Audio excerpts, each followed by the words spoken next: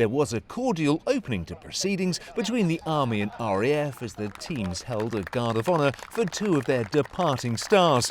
Army batter Veron Barley is stepping back from Forces cricket. So too is Air Force man Ash Watson, who, having amassed over 51 caps, has called time on his light blues playing career. With friendship temporarily suspended and sporting rivalries renewed, Varley looked to attack the Air Force bowlers early on. Barley was looking in fine form with some blistering shots to the boundary. But having blasted his way to a quickfire 25, Barley was out. Air Force captain Tom Shorthouse took the catch from the bowling of Kieran Pearce, and the Army were 30 for 1. Shortly afterwards, fellow Army opener Liam Fletcher was on his way. This time he was bowled by Pearce, who celebrated his second wicket of the match. A steady stream of Army dismissals followed. Tom Frost fell to a smart Adam Fisher catch from a John Hawke delivery. The score just 43 for 3. Hawke honed in on his next victim. This time, Keddy Lesporis was undone as the Army top order seemed to self-destruct. If the grab earlier in the game by skipper Shorthouse was good, his second snatch was superb.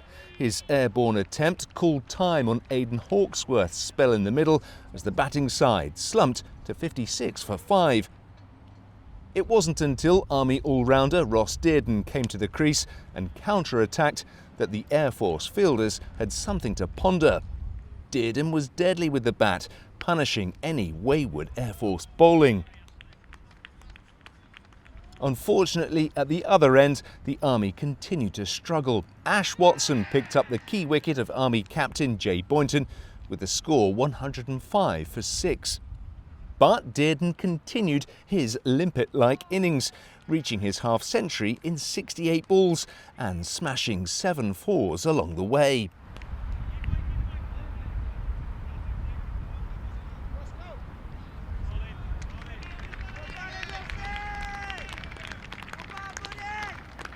Dearden was the last to depart. His heroic innings of 75 off 87 balls concluded when he was caught by Kieran Pearce from the bowling of Sean McCabe. The Army all out for 161, but at least they had something to defend. The Army, desperate for quick wickets, enjoyed a wonderful start to the Airmen's reply as Boynton and Dearden combined to see off Ross Diver with just 5 Air Force runs on the board. That soon became 10 for 2 as Nick Schofield trapped Adam Fisher leg before, and the Air Force batter was on his way for a duck. The fielding side kept the pressure on their rivals, and Dearden produced a peach of a catch to see off Adam Sutcliffe as the Airmen slipped to 19 for 3. In the mirror of the Army innings, the Airmen were losing wickets quickly. Ellis Richards looped a shot into the palms of Hawksworth with the score now 32 for 4.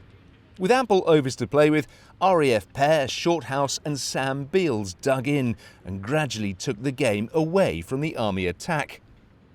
By now, runs were easier to come by. With dark clouds gathering, crucially the Airmen were in front of the Duckworth-Lewis score. A weather-affected fixture would favour the light blues. Not long afterwards, the covers were called into action as the rain began to fall. After a 2.5-hour delay, the officials and umpires deemed there was still time to squeeze in further play. The Airmen had 7 overs to add 36 runs. With play back underway, would there be a further twist? Dearden seemed to think so.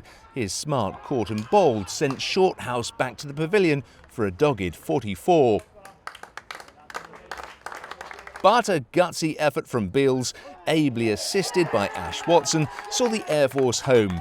They crossed for the winning runs to win by 5 wickets. 2014. So the rains in Portsmouth brought an end to the drought in silverware for the Airmen as they celebrate their first inter-services 50-over title for 9 years. Julian Evans, Forces News, Portsmouth.